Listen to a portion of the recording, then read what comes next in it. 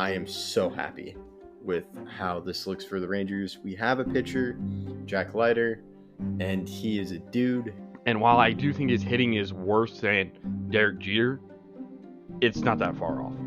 You're not mentioning 2006. You can mention the other people, not 2006. Oh, just because I bought the best soap doesn't mean your room's going to be clean. It just leaves it to where I don't believe that the Canadians had a shot. I really don't like the Clippers just kind of sending it in when they're like, Hi, this is Kelly Forbes with the Dallas Stars, and you're listening to Outsiders Opinions with Kevin and Austin. What's up, y'all? Welcome to our NFL Opinions of the Week. I'm Kevin. I'm joined by the man that was, I'm sure, excited on Sunday night with Jordan Love making his presence known against the Chiefs in the Packers win. Austin.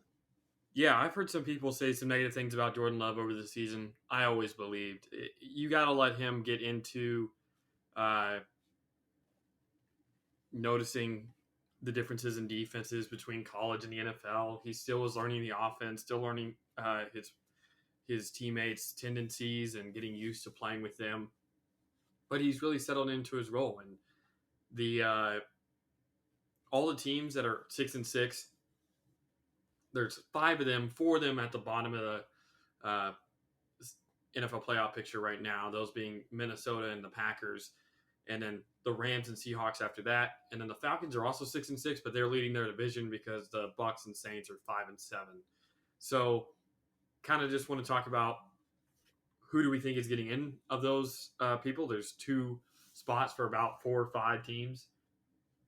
And then there kind of is a big gap between – there is no 7-win or 8-win team in the NFC. They're all 9 or higher or 6 or lower, which I find very surprising.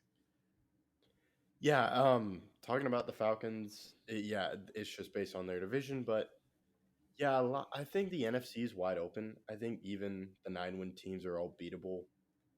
Even the Niners, to me, like the Niners had a 3-game losing streak. Cowboys are for sure beatable, and we've seen the Eagles get beat too. So I think it's going to be a fun playoffs, but you just got to get in. And I feel like the Seahawks can get in. They played a really tough game against the Cowboys. They're just a really good team, and I think they have that coaching experience with Pete Carroll. So I'm not sure what to think of the Rams. I'm surprised they're in it. I think it's just been injuries have hurt them, and I'm just not sure what to think of this team. Packers are a young team, and it seems like Jordan Love took that step. And you got Matt LaFleur, who's done well in his young coaching career. And then Vikings, I'm just not sure. But I'd probably go Seahawks, Packers, Vikings, Rams. Or I'll go Rams over Vikings, given like previous pedigree. And I think you have a more established quarterback in Stafford than Dobbs. Yeah, the Vikings, I say, would have the best overall team out of all of them. But the Seahawks, I think, would have the advantage over all of them because of the QB play. The Vikings getting back Justin Jefferson is going to be huge for that, and he will be back this upcoming week. So that does bolster their wide receiver core, which already is good with Jordan Addison and obviously TJ Hawkinson also as a receiving threat. We'll have to see. There's a lot of games left. There's 5 to be exact, and the Rams had beaten the Seahawks both times they played, which does give them the tiebreaker over the Seahawks. So that's something to look into, is the fact that the Seahawks do have a 1-3 division record in their division. 2 of those losses coming against the Rams. But the schedules for these teams aren't too difficult for some of them, and others, they have a much harder one. If you had to say, which 2 teams do you think get in? I'm going to say Seahawks, and then I'll go Packers. Okay. This one's really tough. Oh, man. I'll go Vikings. I didn't look at the Seahawks schedule, but I just feel like they get in. Oh, man, that's tough. I think I'm going to keep it as it is. I think it's going to be Vikings-Packers. The Packers did beat the Rams, so they had the tiebreaker over the Rams. So that's a benefit for the Packers. And then the Vikings and Packers do play each other again, right? Yes. It's a Sunday night game, December 31st. Is that week 16? Or no, 17. Week 17. Yeah, week 17. Yep.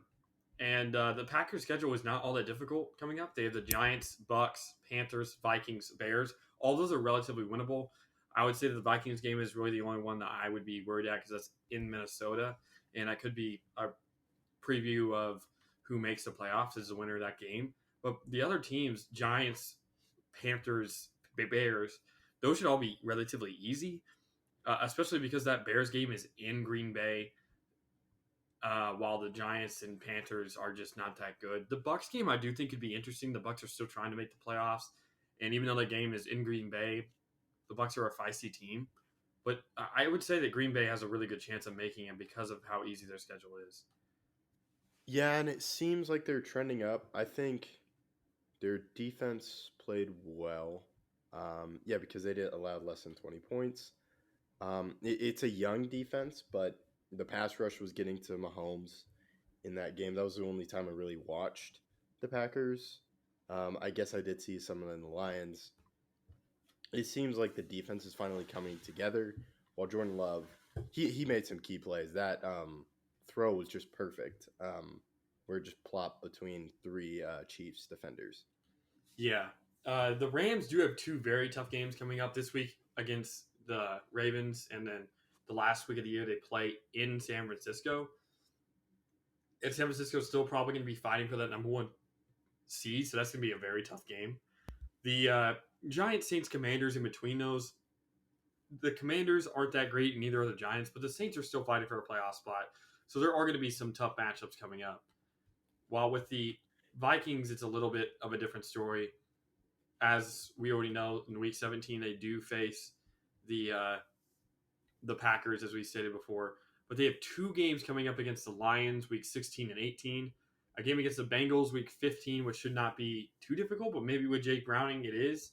And then they play the Raiders this week. I do think the Raiders this week will be relatively easy, even though it's in LA, or not in LA, in Las Vegas. And the Cincinnati game, I don't think will be that difficult, but those last 3 weeks of the year are going to be very hard between the Lions, Packers, and Lions again. Yeah, and then the Seahawks probably have the worst schedule or hardest schedule because they have the Niners this week, Eagles, Titans, Steelers, then the Cardinals. Cardinals are the easiest team on there. I think the Titans are still a good team, just because I think they have that grittiness to them. But I think the Seahawks can pull off some upsets. Yeah, we'll see. Yeah. I'm going to say that the Vikings and Packers make it. Maybe Packers at 6, Vikings at 7. But it's going to be very close at the end of the year, especially with how all these teams have played, very up and down. Not much consistency. Yeah, and that's, I think, something we've seen this year just in general. I think it should still be a fun playoffs, especially in the NFC, because I think you have two powerhouses. You have the two main teams in the Eagles and Niners, but they're not a complete team.